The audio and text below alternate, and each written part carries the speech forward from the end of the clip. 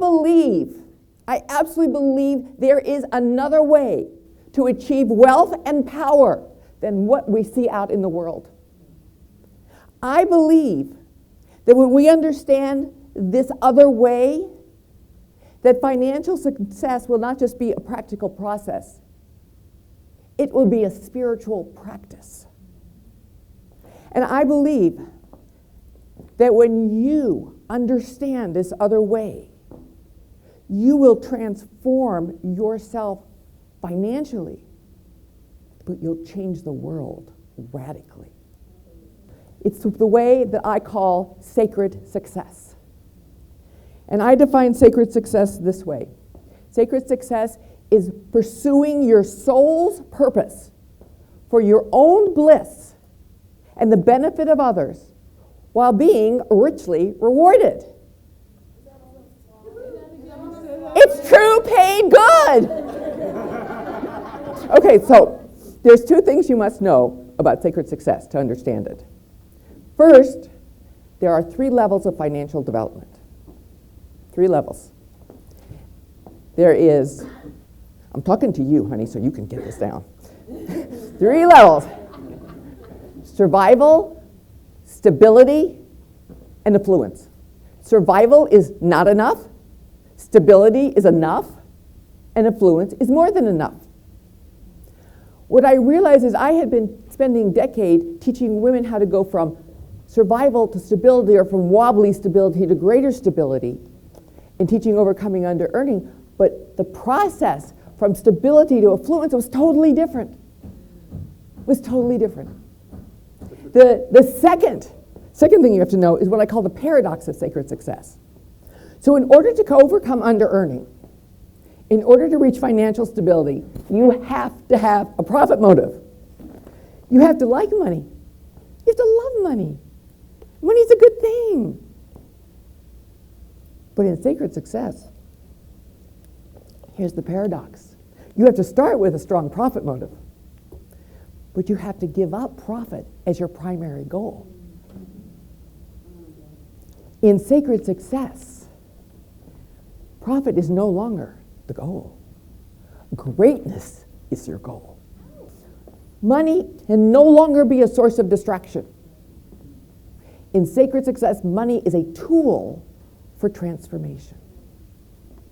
So sacred success unfolds in 4 stages. So the first stage of sacred success is the call to greatness. So what are the signs?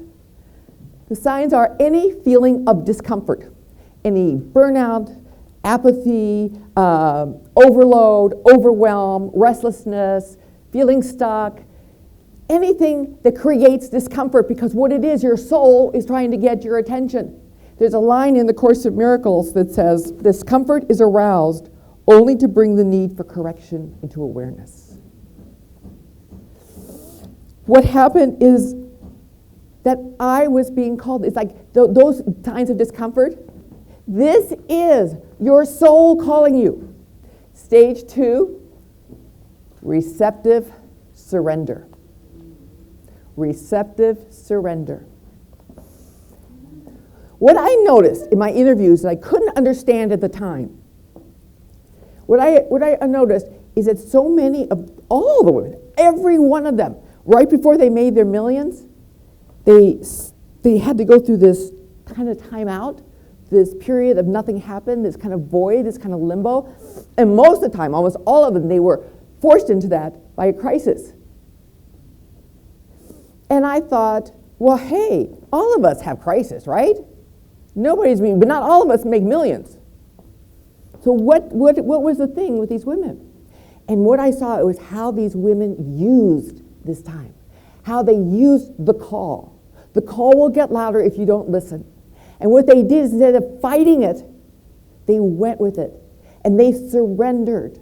They surrendered, and as one woman said, I reflected, I received, I regrouped, and I came back stronger. And the purpose of stage 2 is to receive or refine your purpose, which brings you to the next stage, 3, disciplined action. Now, for most of us, disciplined action. Discipline's a dirty word, right? But in Sacred Success, discipline is beautiful. It's essential. It is holy. It is an act of self-love. Discipline comes from the Latin root meaning disciple. And discipline means being a disciple unto yourself. Being your own best cheerleader, doing what you need to do when you need to do it. And that, because in Sacred Success, disciplined action comes from mental discipline. Being vigilant about the words that go in your head and out your mouth. And all these 3 stages take you to the 4th stage, which is modeling greatness. And you model greatness by leaving a legacy. And the task of stage 4 is leaving your mark on the world. And so what I want to challenge every one of you, no matter where you're at, I want you to give really serious thought to the legacy you want to leave. Not just the business you want to build, but the legacy you want to leave. You know the story of Alfred Nobel and the Nobel Peace Prizes? That Alfred Nobel made his millions with dynamite, making dynamite. And one day he opened the paper and he saw his own obituary, by mistake, obviously. And then he saw what it described him as, and all this destruction he was responsible for. And that's not how he wanted to be remembered, and he created the Nobel Peace Prize. So I encourage you, in fact, can we do a little exercise? Some of you have done this. Is that, Lois, you have a shocked expression on your face? Oh.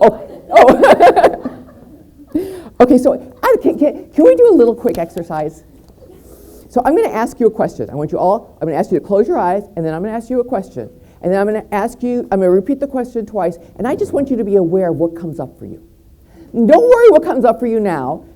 What matters is what comes up while you're driving home, or taking a shower, or falling asleep.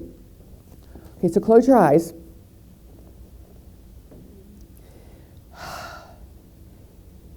If I were on my deathbed, what would give me the deepest satisfaction outside of my family to know this is what I will be remembered for? If I were on my deathbed, what would give me the greatest satisfaction outside of my family to know this is what I will be remembered for?